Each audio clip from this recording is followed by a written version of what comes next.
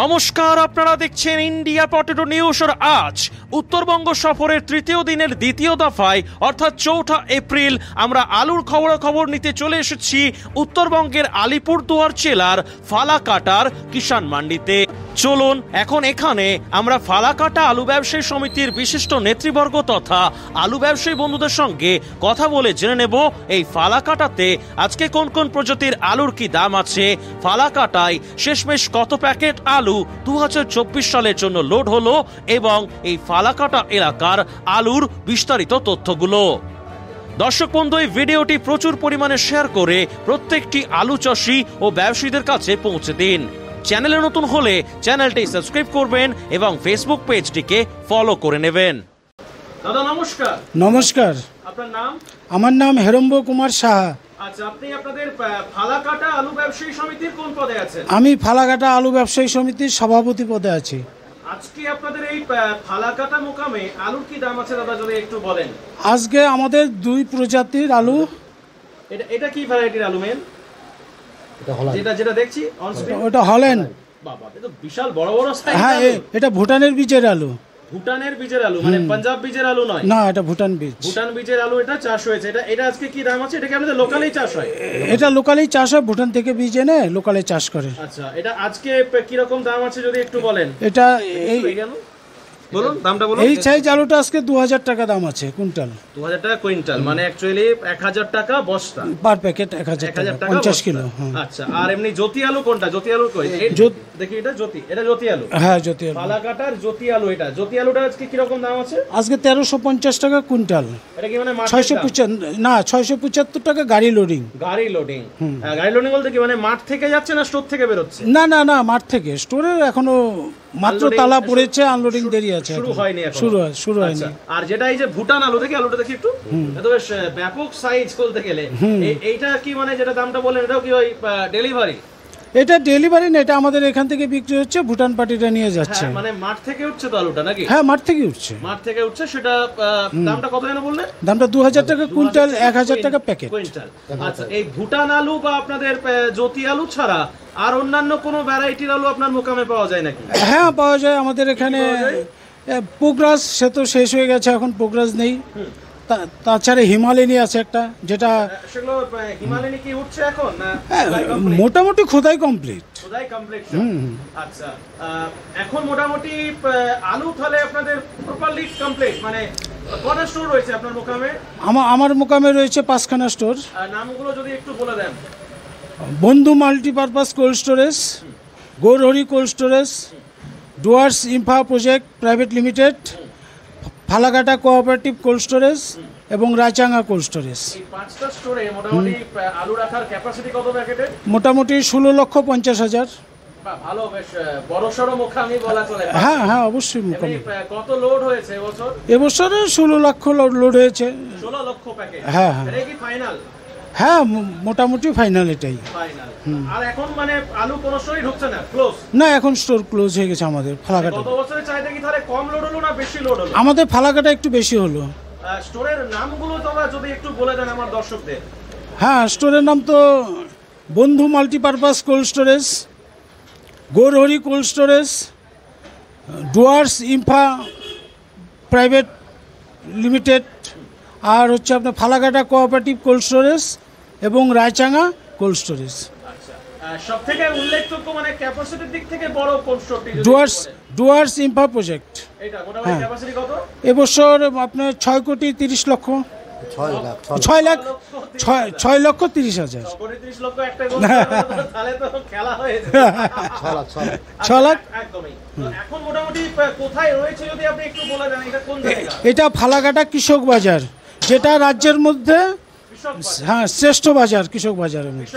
এখানে কি মানে সব রকম মানে আলু ছাড়া অন্যান্য সব কাজ, সব সবজি এখানে পাওয়া যায়। আদা টাদা এগুলো কি মানে হোলসেল হিসেবে হয়? হ্যাঁ। আর এই মান্ডি মানে এখানে যে চাষিরা আলু ছাড়াও মানে অন্যান্য শাক সবজি সবকিছু আসে, বিক্রি হয়ে যায়। আচ্ছা, এবছর মোটামুটি আপনাদের এই আলিপুরদুয়ার জেলার এই ফালাকাটার মোকামে আলুর ফলন কেমন হলো যদি একটু বলেন। ফলন গতবারের থেকে একটু কম। একটু কম হয়েছে। হ্যাঁ, ফলনটা এত কমের কারণটা কি?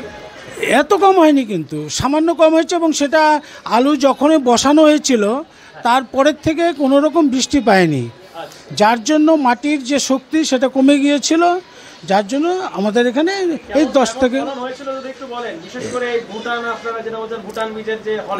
ভুটান বীজের হলেন দেখুন এক এক চাষির এক এক রকম হয়েছে। এটা অ্যাভারেজ টানা খুব মুশকিল, কারণ লাল আলুর প্রোডাকশন এবার অনেক কম হয়েছে হ্যাঁ সাদার তুলনায়। আর জ্যোতি আলু প্রোডাকশনটা মোটামুটি 10 থেকে 15 প্যাকেট কম প্রতি বিঘায় কম হয়েছে। হ্যাঁ, গতবারের চেয়ে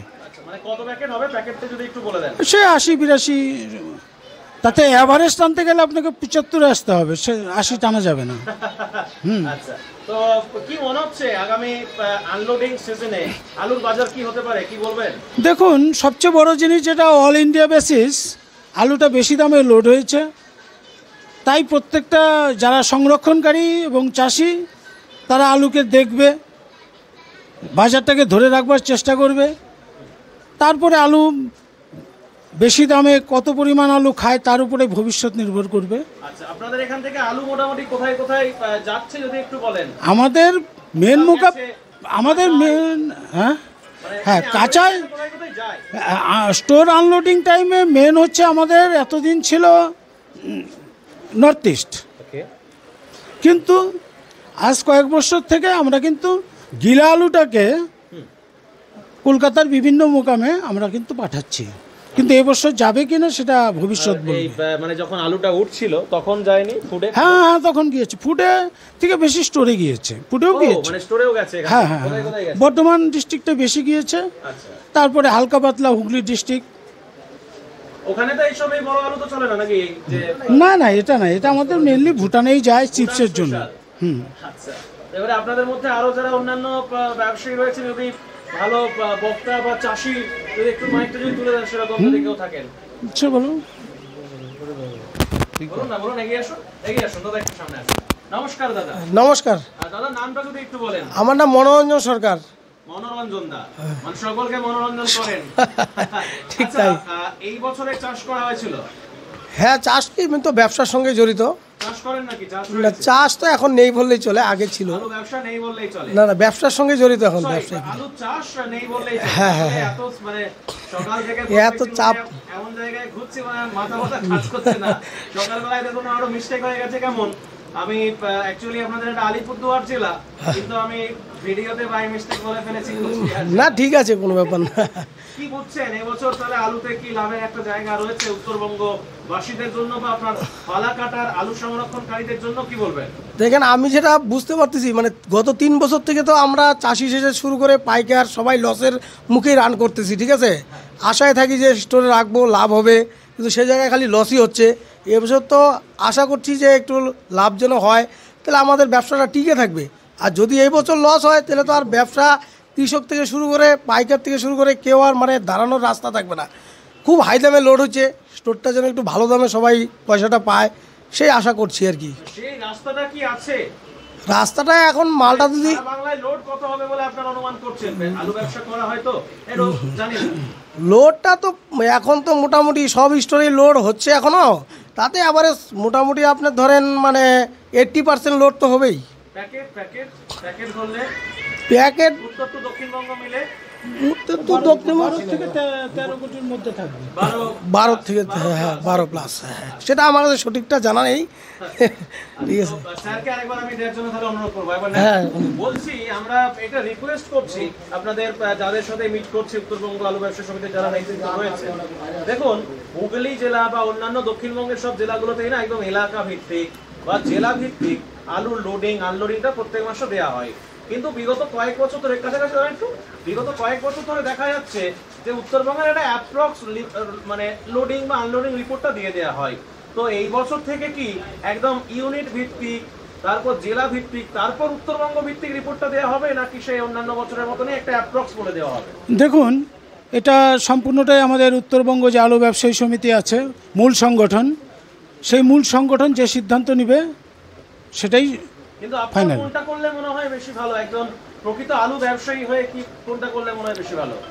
সে দেখ সেটা ধরুন আগের বছর যেমন 2,50,00,000 ক্যাপাসিটি ছিল, সেটাকে লোড হিসাবে বলে দেওয়া হয়েছিল, বা মানে এক্স্যাক্টলি প্যাকেট মানে কোথায় কত লোড হয়েছে সেইভাবে হয়তো বলা হয়নি।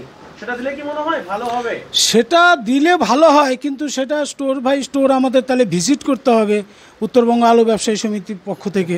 হ্যাঁ, তা না হলে তো প্রত্যেকটা ইউনিট ধরে ধরে যদি কথা বলেন যে আপনার ইউনিটে কতগুলো হলো, মানে এখন জেলা ধরে ধরে উত্তরবঙ্গ, একটাই অসুবিধা হচ্ছে স্টোর মালিকগুলো সঠিক তথ্য দিবে কি না। কারণ একটাই, কোনো স্টোর ধরুন 50,000 প্যাকেট কম আছে, তার মান সম্মান বাঁচাবার জন্য সে বলবে আমার স্টোর ফুল হয়ে গেছে।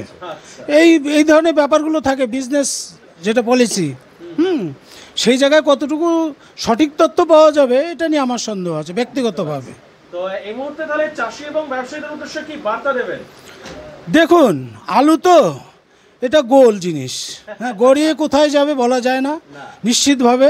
তবে যে যেরকমভাবেই আলু রাখুক না কেন, শুরুর থেকে যদি একটা রেশিও নিয়ে প্রত্যেকে আলু বিক্রি করে যায়, তাহলে আমার মনে হয় মানে কেউকে পথে দাঁড়াতে হবে না।